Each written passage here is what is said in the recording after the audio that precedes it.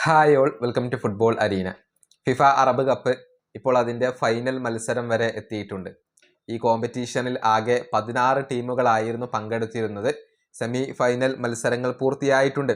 അതായത് സൗദി അറേബ്യയെ പരാജയപ്പെടുത്തിക്കൊണ്ട് കലാശ പോരാട്ടത്തിന് യോഗ്യത നേടാൻ ജോർദാന് കഴിഞ്ഞിട്ടുണ്ട്. ഏകപക്ഷീയമായ ഒരു ഗോളിനായിരുന്നു അവർ വിജയിച്ചിരുന്നത്. അതേസമയം UAE മൊറോക്കോ പരാജയപ്പെടുത്തിയിട്ടുണ്ട്. എതിരില്ലാത്ത 3 ഗോളുകൾക്കാണ് മൊറോക്കോ UAE ഇപ്പോൾ പരാജയപ്പെടുത്തിയിട്ടുള്ളത്. അങ്ങനെ മൊറോക്കോയും ജോർദാനും തമ്മിലാണ് അറബ് കപ്പിന്റെ ഫൈനൽ മത്സരം കളിക്കുക. ഡിസംബർ 18-ാം തീയതിയാണ് ഈ ഒരു കലാശ പോരാട്ടം നടക്കുക. മൊറോക്കോക്കാണ് ഇപ്പോൾ ഏറ്റവും കൂടുതൽ സാധ്യത കൽപ്പിക്കപ്പെടുന്നത്. കാരണം ഫിഫ റാങ്കിങ്ങിൽ 11-ാം സ്ഥാനത്തുള്ള മൊറോക്കോ സമീപകാലത്ത് മികച്ച പ്രകടനമാണ് പുറത്തെടുക്കുന്നത്. ഇനി ജോർദാന്റെ കാര്യത്തിലേക്ക് വരുമ്പോൾ ഫിഫ റാങ്കിങ്ങിൽ 66-ാം സ്ഥാനത്താണ് അവരിപ്പോൾ ഉള്ളത്.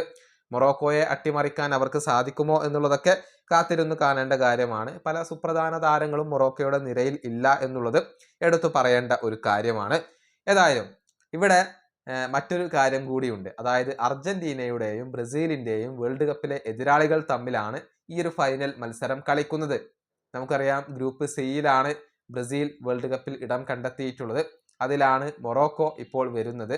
മൊറോക്കോയെ കൂടാതെ സ്കോട്ട്ലാൻഡും ഹെയ്ത്തിയുമാണ് ബ്രസീലിന്റെ എതിരാളികൾ. അതേസമയം ഗ്രൂപ്പ് ജെയിലാണ് അർജന്റീന വരുന്നത്. അർജന്റീനയ്ക്ക് നേരിടേണ്ടത് ജോർദാനെയാണ്.